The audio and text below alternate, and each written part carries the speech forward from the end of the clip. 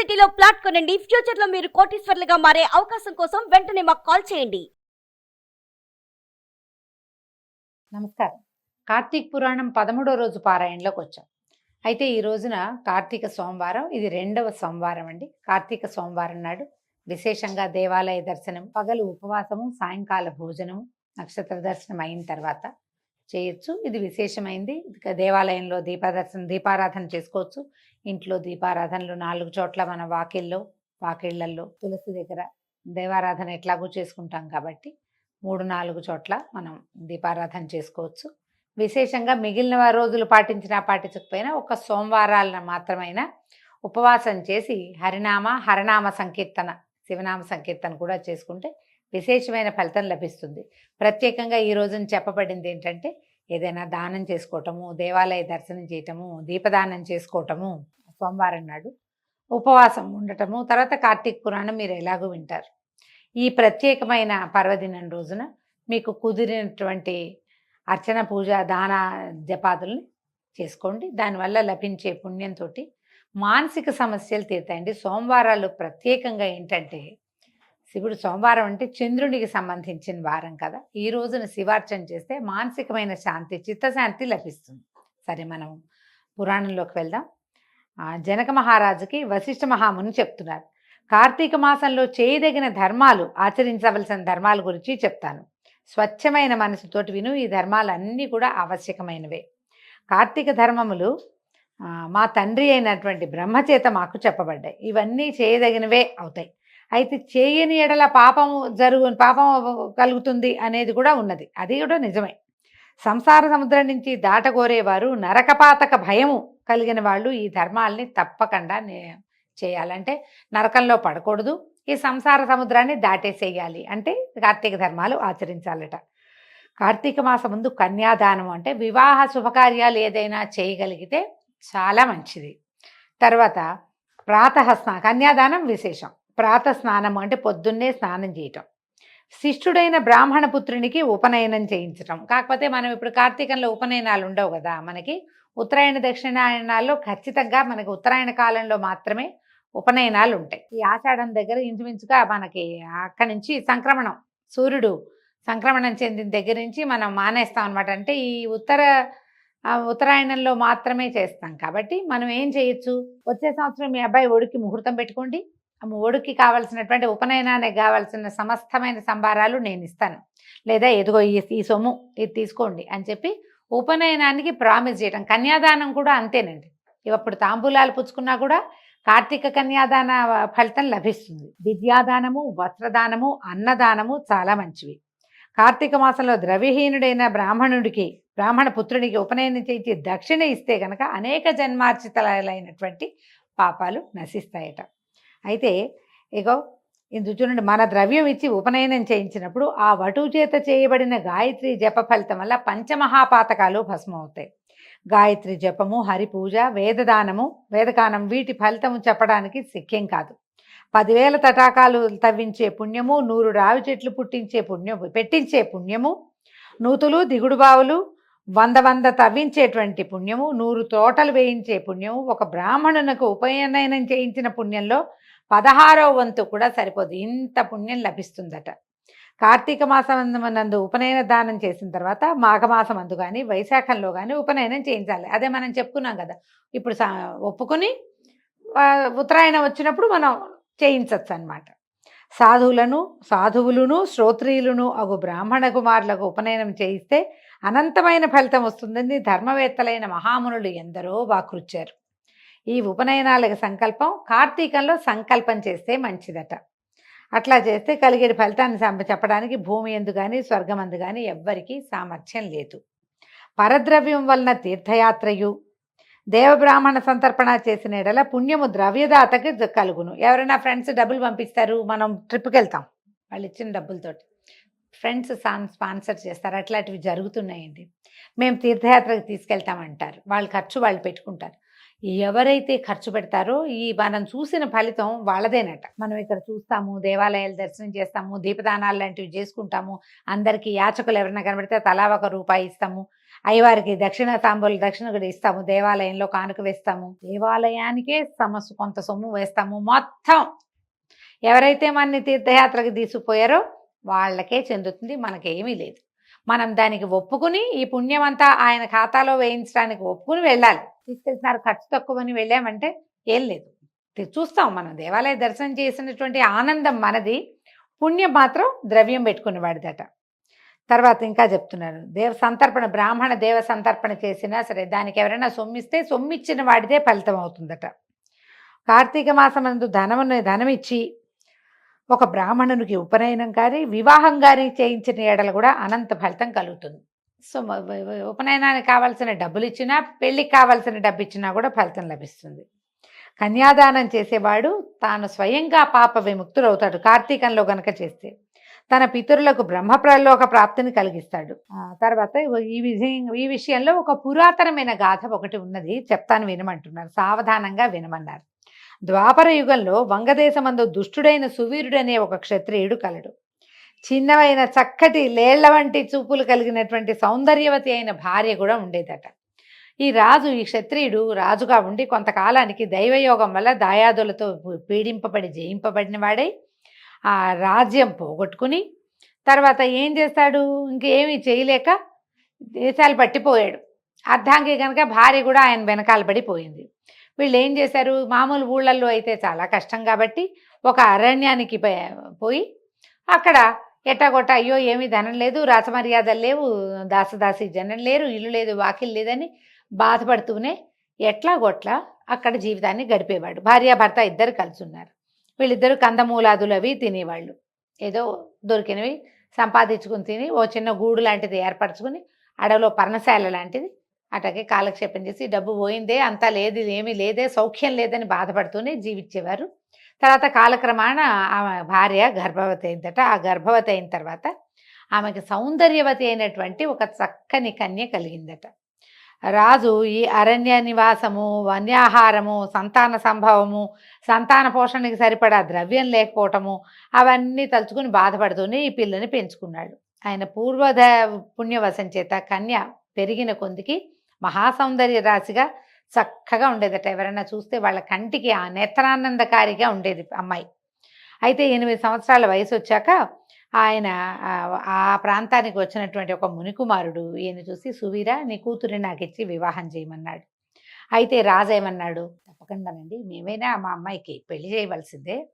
అయితే ఏంటంటే నేను దరిద్రుణ్ణి, ధనం పోగొట్టుకుని ఉన్నాను, కోరినంత ధనం ఇచ్చి మా పిల్లని వివాహం చేసుకో అనేసరికల్లా సరే ఈయన ఏం చేశాడు, మునికుమారుడు ఆ అమ్మాయి నచ్చింది. ఆ పిల్ల అది 8 ఏళ్లకే చక్కగా ఉంది, పెద్దదైతే ఎంత అందంగా ఉంటుందో, ఆ సౌందర్యవతైన కన్నే కావాలి అతనికి. బాగా ఆలోచించి సరే ఏమన్నా, నేను తపస్సు చేసి సంపాదించి బహుద్రవ్యాన్ని నీకు ఇస్తాను, దాంతో నువ్వు హాయిగా ఉందుగానని చెప్పి సరే ఒప్పుకున్నాడు. ఒప్పుకున్న తర్వాత ఏమైంది, ఈ మునికుమారుడు నర్మదా నదీ తీరంలోనే బోళ్ళంతా తపస్సు చేసి బ్రహ్మదేవుడినో ఇంకో దైవాన్ని ఎవరినో ప్రత్యక్షం చేసుకుని ద్రవ్యాన్ని సంపాదించి ఆ ద్రవ్యం అంతా ఈ రాజుకి ఇచ్చాడు. ఇంద్రుని అంత తపస్సు చేసిన వ్యామోహం పోల కన్య మీద ఆ మునికుమారుడికి. ఆ ధనమంతా గ్రహించి రాజు తన కూతుర్ని ఇచ్చి ఇంట్లోనే చెప్పబడిన ప్రకారం ఇంట్లో చేస్తే వివాహం ఎట్లా చేయాలంటారో ఆ రకంగా ఆ అడవిలోనే చక్కగా పెళ్లి చేసేసాడు. ఈ కన్య వివాహం కాగానే భర్తతోటి వెళ్ళిపోయింది. ఈయన ఏం చేశాడు, ఈ రాజుగారు ఈ కూతుర్ని అమ్మేసిన డబ్బు, కన్యాశుల్కాన్ని ఏమంటారండి, అమ్మాయిని అమ్మేయటమే కదా, మరి ఇప్పుడు కట్నాన్ని ఏమనాలి అంటే ఇది కూడా అంతే, అబ్బాయిని అమ్మేసిన డబ్బు. విచిత్రంగా ఏంటంటే ఏదైనా మనం అమ్మేశామంటే అది వాళ్ళు పట్టుకుపోతారు. ఇక్కడ మన సిస్టమ్ ఏంటంటే, మన వ్యవహారం ఎట్లా ఉంటుందంటే, మనం అబ్బాయిని అమ్మేస్తాం కానీ అబ్బాయి ఆ డబ్బు అన్నీ మన దగ్గరే ఉంటాయి. దాంతోపాటు బోనస్గా ఇంకొక ఆడపిల్ల కూడా చేరుతుంది, వీళ్ళింటో పని చేయడానికి, వీళ్ళ అబ్బాయితో కాపురం చేయడానికి, వీళ్ళింటో సంతానాన్ని వృద్ధి పొందించడానికి, వంశాభివృద్ధి కోసం పిల్లని తెచ్చుకుంటారు. కానీ అబ్బాయిని అమ్మినట్టే. అబ్బాయి అమ్మి డబ్బులు తీసుకుని అమ్మా నాన్నలందరికీ ఈ రౌరవాద నరకాలు వస్తాయండి. ఇప్పటిదాకా కట్నం పుచ్చుకున్న వాళ్ళందరికీ నరకం తథ్యం. పురాణం అయితే అదే చెప్తోంది. తర్వాత ఏమైంది, కన్యేమో వెళ్ళిపోయింది. రాజుగారు తను భార్య ఆ డబ్బులు పెట్టుకుని పక్కనుండ పల్లెళ్ళకి వెళ్ళి చక్కగా కావాల్సిన పదార్థాలని కొనుక్కు తెచ్చుకుని సహాయానికి ఒక మనిషిని కూడా, డబ్బులు ఉన్నాయిగా పెన్షన్ పెట్టుకుని హాయిగా ఉన్నారు. కొంతకాలానికి ఈ కులాసా అయిన జీవితం వల్ల ఆయనకి భార్యతోటి ఇంకొక సంతానం కలిగింది, ఇంకో చక్కటి పుత్రిక. అయితే ఏమనుకున్నారు, ఈసారి ఇప్పుడు సమయం దాటింది కదా, ఆ పిల్ల పుట్టిన 10 ఏళ్ళకి ఈ పిల్ల పుట్టింది, కాలం మారింది, ఇప్పుడు ఇంకా ద్రవ్యం వస్తుందని వీళ్ళు సంతోషించారు. చక్కగా నా జన్మంతా నడిచిపోతుంది ఆ డబ్బుతోటి అని అనుకునేవాళ్ళు. అయితే ఏమైంది, ఈ రాజుగారి పూర్వపుణ్యం చేత ఒక యతీశ్వరుడు స్నానార్థం నర్మదా నదికి వచ్చి ఈ పర్ణశాల ముందున్న రాజుని, భార్యని, ఆ పిల్లని చూశాడు. కౌండిన్య గోత్రుడైన యతీశ్వరుడు దయగా అడిగాడట, ఎవరోవై నువ్వు ఇక్కడ ఉన్నావు, చూస్తే క్షత్రియుడి ముఖ కవళికలు కనపడుతున్నాయి, అమ్మాయి మంచి సౌందర్య రాశిగా ఉంది అని అడిగాడు. అడిగేసరికల్లా ఈయన ఏం చెప్పాడు, నేను వంగదేశాన్ని పరిపాలించే రాజునండి, నా పేరు సువీరుడు, నా దాయాదులు రాజకాంక్షతో నన్ను రాజ్యం నుంచి వెడలు నడిచారు, నేను ఈ వనంలో ఉన్నాను అని చెప్పాడు. దారిద్ర్యంతో సమానమైన దుఃఖం, పుత్రమృతితో సమానమైన శోకము, భార్యా వియోగమతో సమానమైన వియోగ దుఃఖము లేవు, ఆ దుఃఖంతో శాఖమూలాదుల్ని భుజిస్తూ ఈ వనమందు నివాసం చేస్తున్నానండి అని చెప్పాడు. చెప్పాక ఇగో కుమార్తె కలిగింది, పిల్లకి యవనం వచ్చాక, అంటే ఇంకా చిన్నపిల్ల, మరి బహుద్రవ్య లాభంతో అమ్మాయిని ఎవరికైనా మునికుమారుడికి అప్పచెప్పి ఆ ద్రవ్యంతో జీవిస్తాను. ముందు కూడా ఒక అమ్మాయి కలిగింది, ఆ అమ్మాయిని అట్లాగే నేను ఒక కన్యాదానం చేశాను, ఆ దానంకి సొమ్ము పుచ్చుకుని పిల్లకి పెళ్లి చేశాను, ఆ డబ్బుతోటి బతుకుతున్నాను, ఇదిగో ఇప్పుడు ఈ పిల్ల కూడా పెద్దదైతే రేపొద్దున చేస్తాను, ఇంకేం చెప్పాలండి మీకు అన్నాడు. అనగానే రాజుగారు ఆశ్చర్యపోయాడు, ఈ మునిగారు, ఎంత పని చేశావు, మూడిటి వలె పాతకాలు సంపాదించుకున్నావేమిటో నువ్వు, కన్యాద్రవ్యంతో జీవించేవాడు యమలోకంలో అసిపత్ర వనం అనే నరకంలో నివసిస్తాట. అసిపత్ర వనం అట, ఎక్కడైనా చెప్పారేమో చూద్దాం.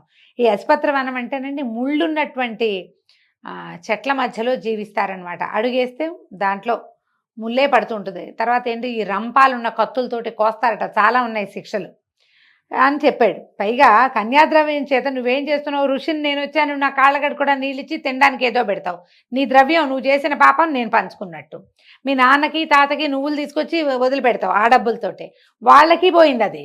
అక్కడి నుంచి దేవతలకి తృప్తి కోసం ఏదో చేస్తావు యజ్ఞం, అది కూడా దేవతల పాలవుతుంది. ఈ పాపం చెప్పి తిలా పాపం తలాపేడికడని నువ్వు చేసిన పాపం మా అందరికీ పంచిపెడుతున్నావు, ఇది చాలా తప్పు, నీకు వాళ్ళకి ఇలా చేస్తే కనుక ఏ జన్మలోనూ కుమారులు కలగకుండా ఉంటారని శపించబడతావు, తర్వాత రేపొద్దున రౌరవ నరకంలోకి వెళ్తావు, అసుపత్రవనం ఎలాగూ తప్పదు నీకు, రౌరవ నరకంలోకి కూడా వెళ్తావు, సమస్తమైన పాపాలకి ప్రాయశ్చిత్తం ఉంది, కానీ కన్యా విక్రయానికి ఈ పాపానికి అసలు ప్రాయశ్చిత్తమే లేదోయ్. కాబట్టి ఓ పని చెయ్యి, నువ్వేం చేస్తావంటే ఈసారి అమ్మాయిని కన్యాదానం చెయ్యి. ఇంతకుముందు నువ్వు కన్యాశుల్కం తీసుకున్నావు, నువ్వు చేసింది కన్యాదానం కాదు. దానం అంటే ఏమీ వెనక్కి ఆశించకుండా ఇచ్చేసేది దానం. నువ్వు ఏదైనా తీసుకుంటే ఏమైంది, బిజినెస్ వ్యాపారం అయింది, కన్యాశుల్కం అంటారు దాన్ని. అయితే ఈసారి ఈ పుత్రికకైనా ఏదైనా ఒక కార్తీక మాసంలో పిల్లకి వివాహం చేయి, కన్యాదానమే చెయ్యి, శుల్కం తీసుకోవద్దు. ఇట్లా కనుక కార్తీక మాసంలో విద్యా తేజశీలయుక్తుడైన వరునికి కన్యాదానం చేసినవాడు గంగాది సమస్త తీర్థాలయందు స్నానదానాలు చేసేవాడు పొందేటువంటి ఫలితాన్ని, యథోక్త దక్షిణాయుతంగా అశ్వమేధాది యాగాలు చేసిన వాడు పొందే ఫలితాన్ని కూడా పొందుతాడు. ఇలా యతి చెప్పేసరికి రాజు సకల ధర్మవేత్త అయిన యతితో ఏమన్నాడు, ఇదేంటండి ఇట్లా చెప్తారు, పుత్రధారాదులు, గృహక్షేత్రాదులు, వాసాలంకారాదులు ఉన్నందుకు దేహమును సుఖపెట్టి భోగించాలి, కానీ ధర్మం అంటే ఏమిటి, పుణ్యలోకం అంటే ఏమిటి, దానం ఏమిటి, ఫలితం ఏమిటి, ఎలాగోలాగా ఎట్లాగొట్లా ధనం సంపాదించి హాయిగా ఉండటం ముఖ్యం, దేహయాత్ర సుఖంగా జరగాలి. ఈ రెండవ కూతుర్ని కూడా పూర్తిగా ద్రవ్యం ఇచ్చేవాడినికే ఇచ్చి ఆ ద్రవ్యంతో సుఖభోగాలు పొందుతాను, నీకు ఎందుకయ్యా అనవసరమైన మాటలు, నీ దారి నువ్వు పో, శరీరమాద్యం కలు ధర్మ సాధనం అన్నారు. శరీరం ఉంటేనే దాన్ని సుఖపెట్టాలి, ఉన్న శరీరాన్ని, ఇదే కదా ధర్మ సాధనం. దీంతోటే నేను పూజ చేస్తా, ఏదో కొంచెం జపం చేస్తా, దానం ఏమిటో చేస్తా, ఏం చేయాలన్నా శరీరం ఆరోగ్యంగా సుఖంగా ఉండాలి కదా. సుఖంగా ఉండాలంటే ధనమే కావాలి. కాబట్టి రెండో పిల్లని ఖచ్చితంగా ద్రవ్యం ఇచ్చేవాడికి మాత్రమే, ద్రవ్యం ఇచ్చేవాడికే ఇస్తాను, నువ్వు వెళ్ళిపోమన్నాడు. ఈ మాట విన్నటువంటి యతి స్నానం కోసం నర్మదా నదికి వెళ్ళాడు. కొంతకాలానికి ఆ అరణ్యంలో సువీరుడు మృతి చెందాడట, ఎప్పటికో జరిగింది. యమదూతలు పాశాలతో సహా వచ్చి రాజును కట్టి యమలోకానికి తీసుకుపోయారు. అచ్చట యముడు వాడిని చూసి కండెర చేసి అనేక నరకములందు యాతల్ని పొందించి రాజుని, రాజు యొక్క రాజపితరులను కూడా, వాళ్ళ తాత ముత్తాత గారి తాత మొత్తం గుంపందని తీసుకుపోయి అసిపత్రవనంలో పడేయించాడు. పడేసేసారు కదా. ఇదేంటి చూడండి, అసిపత్రం అంటే కత్తులే ఆకులుగా కలిగిన వృక్షములతో కూడిన చిక్కని వనం, కదిలితే గుచ్చుకుంటుంది. దానికి ఉండే ప్రతి కొమ్మ ప్రతి రెమ్మ కత్తే, ఆపదును కోసేస్తూ ఉంటుంది శరీరాన్ని. కదలకుండా ఎక్కడ ఉంటారు? ఇక్కడి నుంచి అక్కడికి వెళ్ళాలంటే కదిలి వెళ్ళాలి కాదు, వెళ్ళేసరికి తగిలేస్తుంది అనమాట. అక్కడి నుంచి ఏమైంది, సువీరుని వంశంలో శృతకీర్తి అనేవాడు ఒకడు సమస్త ధర్మాలు చేసి 100 యజ్ఞాలు చేసి ధర్మానిగా చాలా ధర్మంగా రాజ్యపాలన చేసి స్వర్గానికి పోయి ఇంద్రాదులతోటి సేవించబడుతూ ఉండేవాడట. కానీ ఈ శృతకీర్తి అనే మహానుభావుడు ఆయన పాపం చాలా చేశాడు. వాళ్ళ వంశంలో ఎవడైనా దౌర్భాగ్యుడు పుట్టాడంటే పైనున్న వాళ్ళని కూడా లాక్కొచ్చి నరకంలో బారేస్తారు. అదే సిస్టమ్ అట్లాగే నడుస్తుందండి. మనది మనతోటే పోదు, ముందు తరాల్ని తర్వాత తరాల్ని కూడా బాధిస్తుంది. ఈ సువీరుడి పాతక విశేషం వల్ల ఆయన స్వర్గం నుంచి నరకంలో పడి యమయాతల్ని పొందుతూ ఇలా అన్నాడు. ఒకనాడు అడిగాడట, ఇదేమన్యాయం, పుణ్యం చేసిన నన్ను యమలోకంలో ఉన్నారని అడిగి కనుక్కుని ధైర్యం వహించి యమధర్మరాజుతోటి ఇట్లా అన్నట్ట, అయ్యా నువ్వు సమస్తము తెలిసిన వాడివి యమధర్మరాజా, నా మనవి విను, ఎంత మాత్రము పాపం చేయని నాకు ఈ నరకం ఎందుకు వచ్చింది? మహారుషీశ్వరులు చెప్పినటువంటి అన్ని ధర్మాలు పాటించానే, అవన్నీ వృధా అయిపోయినాయి కదా, స్వర్గంలో కూర్చునున్నా ఎంతకాలంగానో, నన్ను ఎందుకు నరకంలో పడేశారు అని అడిగేసరికల్లా ఆ శృతకీర్తికి యముడు చెప్పేట, నువ్వన్న మాట నిజం, కానీ మీ వంశస్థుడైన సువీరుడనేవాడు దురాచారుడై కన్యాద్రవ్యంతో జీవించాడు. ఆ పాపం చేత వాడి పితరులైన మీరందరూ కూడా స్వర్గస్థులైనప్పటికీ నరకంలో ఉన్నారు. తర్వాత భూమి యందు దుష్టయోనులందు నానా రకాల జన్మలు ఎత్తుతారు మీరు. శృతకీర్తి విను, ఆ సువీరుడికి రెండో కుమార్తె ఉంది, ఇంకో పిల్ల ఉంది. నర్మదా నదీ తీరంలో పర్ణశాలలో తల్లి వద్ద ఉంది. ఆమెకి ఇంకా వివాహం కాలేదు. కాబట్టి నువ్వు నా ప్రసాదం వల్ల, అంటే నేను నీకు వరం ఇస్తున్నా, ఈ దేహంతో అక్కడికి వెళ్ళి అక్కడ ఉన్నటువంటి మునులతో ఈ మాట చెప్పి కార్తీక మాసంలో ఆ కన్యకి యోగ్యుడైన వరుని ప్రతిపాదించి అతనికి కన్యాదానం చేయించి సూక్త విధానంగా కన్యాదాన విధానంగా వివాహం చేయించు. కార్తీక మాసమందు సర్వాలంకార యుక్త అయినటువంటి కన్యను యోగ్యుడైన వరుణకి ఇచ్చినవాడు లోకాధిపతి అవుతాడు. అట్లా కన్యాదానం చేయడానికి సంతానం లేనివాడు ఒక బ్రాహ్మణుడికి ధనం ఇచ్చిన ఎడలైనా కూడా ధనదాత లోకాధిపతి అవుతాడు. కన్యలు లేనివాడు 2 ఆవులనిచ్చి కన్యను తీసుకుని వరుణకిచ్చి వివాహం చేసిన కన్యాదాన ఫలితం లభిస్తుంది. కాబట్టి నువ్వు శీఘ్రంగా పోయి బ్రాహ్మణుడికి కన్యామూల్యమును ఇవ్వుము, దాని చేత నీ పితరులందరూ తృప్తి పొంది నిత్యము స్వర్గవాసాన్ని పొందుతారు అనేసరికల్ ఈ శృతకీర్తి యమధర్మరాజు మాటలు విని అలాగేనని యముడికి నమస్కారాలు చేసుకుని నర్మదా నదీ తీరంలో ఉన్నటువంటి ఆ మన ధర్మవీరుడి కుటుంబాన్ని కలుసుకుని అమ్మాయిని సువర్ణావసర ఆభరణ భూషితగా చేసి కార్తీక శుక్లపక్షమందు ఈశ్వర ప్రీతిగా విద్యుక్తముగా కన్యాదానం చేశాడు. ఆ పుణ్యవశం వల్ల సువీరుడు యమపాస విముక్తుడై స్వర్గానికి పోయి సుఖంగా ఉన్నాడు. తర్వాత శృతకీర్తి 10 మంది బ్రాహ్మణ బ్రహ్మచారులకు కన్యామూల్యాన్ని ఇచ్చాడు. దాని చేత వాని పితరులందరూ కూడా విగత పాపులై స్వర్గానికి పోయారు. తానును యథాగతంగా స్వర్గం చేరాడు. కాబట్టి కార్తీక మాసమందు కన్యాదానాన్ని ఆచరించేవాడు విగత పాపుడు అవుతాడు, ఇందుకు సందేహం లేదు. కన్యామూల్యాన్ని ఇవ్వలేని వాళ్ళు మాటలతోటైనా వివాహానికి సహాయం చేసినా కూడా వాళ్ళకి ఎంతో కొంత పుణ్యం లభిస్తుంది. కార్తీక మాసమందు కార్తీక వ్రతము ఆచరించువాడు హరిసాయుధ్యాన్ని పొందుతాడు, ఇది నిజము, నా మాట నమ్ము. ఈ ప్రకారంగా కార్తీక వచనం వ్రతాన్ని ఆచరించని వాళ్ళు రౌరవ నరకాన్ని పొందుతారు. అంటే మాకు తెలీదు, మాకు కూడా రౌరవం వస్తుందా అంటే, చెవిని ఇల్లు కట్టుకుని చెప్తున్నాం కదండి, ఇదంతా వినేసి పురాణం విన్నాను చాలే అని మానేయకూడదు. వేటికి శక్తి ఉందో అవన్నీ ఆచరించాలి. కనీసం ఒక్కనాడైనా చేద్దామన్న ఆస్థ, ఆ నమ్మకం, ఆ ఉద్దేశం ఉండాలి. లేకపోతే కష్టం. ఒట్టి ఉద్దేశం పెట్టుకుంటే కుదరదండి. రోజు ఉద్దేశపడి ఒకరోజైనా ఆ పని చేయాలి. చేస్తే బాగుంటుంది, విశేషమైన ఫలితం లభిస్తుంది. లేకపోతే రౌరవ నరకం చెప్పారు కదా, మృగాలతోటి కుమ్మిస్తారు, అదేమిటో జరుగుతుంది అన్నమాట. ఈ విధంగా 13వ రోజు పారాయణ పూర్తయిందండి. రేపు ఉదయం మళ్ళీ 14వ రోజు కలుసుకుందాము. నమస్కారం.